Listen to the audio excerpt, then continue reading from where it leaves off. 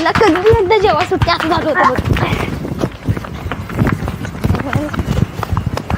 इजा अरे चल की आमच्या संग थोडं थोडं खा चल. अगं धने मी रोजच जाते घरला जेवायला.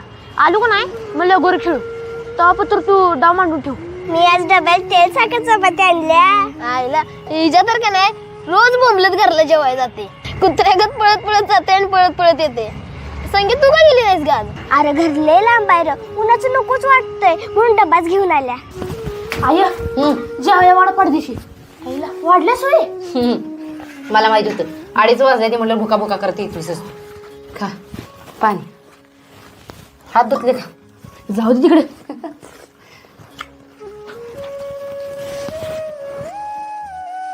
आय तुझ्या घरातलं कुठं आहे? अरे ती त्याचा धागा तुटलाय जरा गाठवायला टाकले.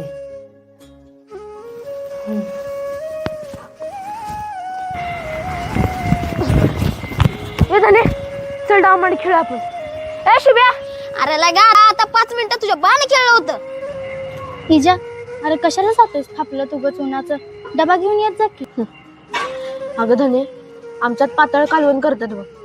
ही सुका बिका काय नसतंय.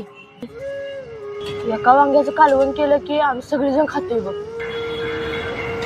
आणि त्या डब्यात कसं घेऊन यायचं सांडतंय ना व. आणि मग त्याच्यापेक्षा घरला गेलो का ना शिळा असू दे पातळ असू दे काय बी खाऊन लगेच यायला येते बघ. आणि त्यामुळे माझी जी परिस्थिती आहे ती फक्त माझ्या पुरतं मर्यादित राहते. त्याचा बाजार होत नाही.